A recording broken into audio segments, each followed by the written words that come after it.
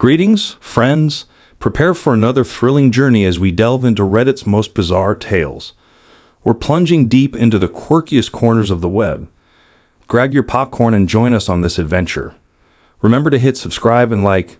Let's begin. For 23 years, I believe my marriage was built on trust, love, and an unshakable foundation.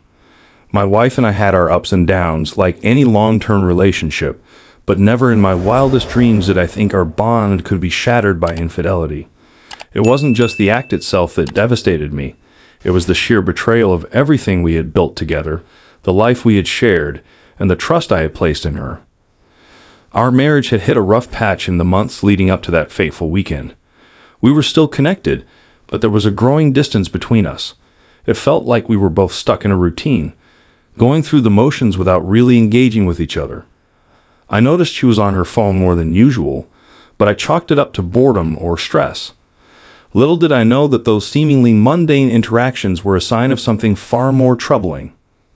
My wife had been friends with an old coworker on Snapchat since she left her job 3 years ago.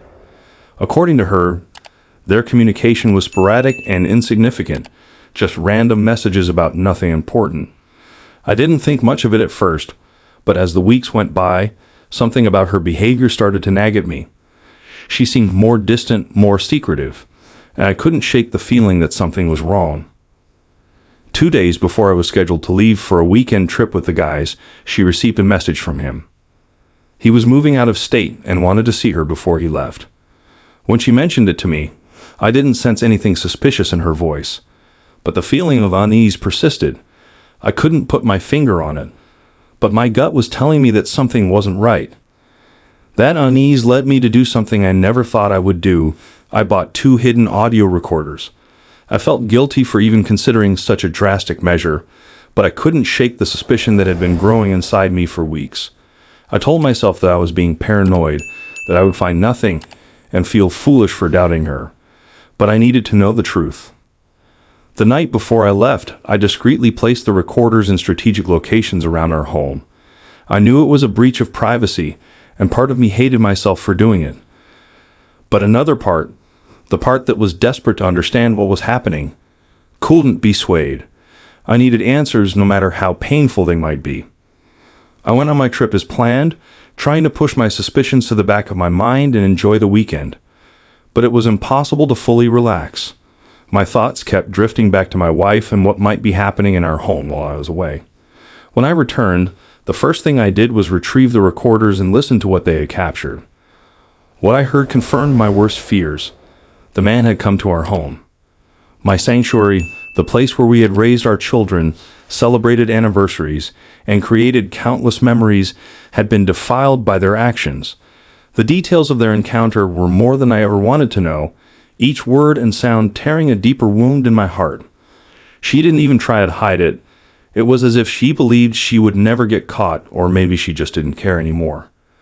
When I confronted her, she broke down in tears, confessing everything. She told me she regretted it the moment it happened, that it was a mistake, and that she felt disgusted with herself. But her words felt hollow in the face of what I had discovered. How could she say she regretted it when she had planned the whole thing in advance? How could she claim it was a mistake when she had invited him into our home, into our bed? We started seeing a counselor shortly after. I didn't know what else to do. Part of me wanted to walk away, to leave her and the pain behind, but another part of me, the part that still loved her, that still remembered the good times we shared, wanted to try and save our marriage. The counselor told us that many marriages had survived infidelity, that it was possible to rebuild trust and move forward, but I wasn't sure if I could ever trust her again. The counseling sessions were intense, emotionally draining, and often painful. We talked about things we had never discussed before, aired grievances that had been festering beneath the surface for years. I learned that my wife had felt neglected, unappreciated, and disconnected from me. She said that she had never intended to cheat, but when her former coworker reached out to her, she felt a spark of excitement that she hadn't felt in a long time. It wasn't an excuse, she admitted, but it was the truth. As much as I wanted to understand her perspective, I couldn't help but feel betrayed all over again. She had chosen to act on that spark instead of talking to me, instead of trying to work on our marriage. She had taken the easy way out, seeking validation from someone else rather than facing the problems in our relationship head on. Despite my anger and hurt, I found myself torn. I still loved her, and part of me wanted to believe that we could move past this, that our marriage could survive. But the other part of me couldn't forget what she had done. Every time I looked at her, I saw the betrayal, heard the words she had said to him, and felt the sting of her infidelity all over again. The counselor encouraged us to take things one day at a time, to focus on rebuilding trust slowly and steadily. We set boundaries, agreed to be more open and honest with each other, and committed to working through our issues together. But it was easier said than done. I found myself questioning everything. Every phone call, every text message, every moment she spent away from me. I didn't want to become paranoid, but I couldn't help it. The trust we had once shared was shattered, and I didn't know if it could ever be fully repaired. In the months that followed, we made progress, but it was slow and often 2 steps forward, 1 step back.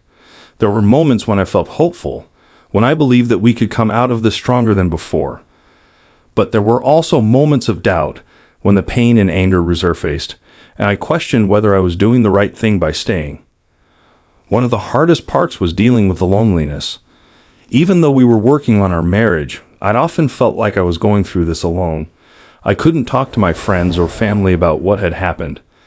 They would never understand why I was staying with her. I felt isolated, trapped in a situation that I didn't know how to escape. The counselor was supportive, but ultimately, the decision of whether to stay or go was mine alone. I spent countless nights lying awake, replaying everything in my mind, trying to make sense of it all. How had we gotten here? What had gone wrong? And most importantly, could I ever truly forgive her? Forgiveness felt like an impossible task. How do you forgive someone for something that cuts so deep, that shakes the very foundation of your life? As the months turned into a year, I began to notice small changes. My wife was more attentive, more present. She went out of her way to show me that she was committed to making things right. She deleted her Snapchat account, cut off all contact with her former coworker, and made an effort to be more transparent with me. She apologized every day, not just with words, but with her actions. I could see that she was trying, that she wanted to earn back my trust. But the wounds were still there. I struggled to let go of the anger and resentment that had taken root in my heart. I knew that holding on to it wasn't healthy, that it would only prevent us from moving forward, but it was hard to release. Every time I felt like I was making progress, something would trigger a memory of that weekend, and I would be right back where I started. One night, after another particularly difficult counseling session, I found myself alone in the house. My wife had gone out to run some errands, and I sat in the silence, feeling the weight of everything that had happened. I thought about the life we had built together, the years we had spent raising our children, the memories we had created. I thought about the good times and the bad, the moments of joy and the moments of pain. And I realized that despite everything, I still loved her. I didn't want to lose her. But love wasn't enough. I needed to decide whether I could truly forgive her, whether I could let go of the past and move forward. I needed to decide whether I was willing to do the hard work of rebuilding our marriage, knowing that it would be a long and difficult road. I sat with those thoughts for a long time, searching my heart for the answer. And slowly, I began to see a path forward. It wasn't a clear path, and it wasn't without its obstacles, but it was a path nonetheless. I realized that if I wanted to save my marriage, I needed to make a choice to either forgive her or let her go. There was no middle ground. The next day, I sat down with my wife and told her how I felt. I told her that I still loved her, but that I needed time. I needed to work through my feelings, to find a way to forgive her. I told her that I wanted to try, but that I couldn't promise anything. She listened, tears in her eyes, and told me that she understood. She said that she would do whatever it took to make things right, that she was willing to wait for as long as it took. And so we continued our journey of healing. It wasn't easy, and there were times when I wanted to give up. But little by little, I began to see changes in myself as well. I started to let go of the anger, to release the bitterness that had been consuming me. I began to focus on the present, on the progress we were making, rather than dwelling on the past. Forgiveness didn't come all at once. It was a gradual process, a daily choice to let go of the hurt and embrace the possibility of a new beginning. There were setbacks, moments when the pain resurfaced, but I learned to navigate them, to not let them derail the progress we had made. 2 years have passed since that fateful weekend, and our marriage is in a better place now. We're not the same couple we were before the betrayal. We're more cautious, more aware of the fragility of trust. But we're also more honest with each other, more communicative, and more committed to making our marriage work. We've learned that rebuilding a marriage after infidelity is possible, but it requires a lot of hard work, patience, and a willingness to face the pain head on.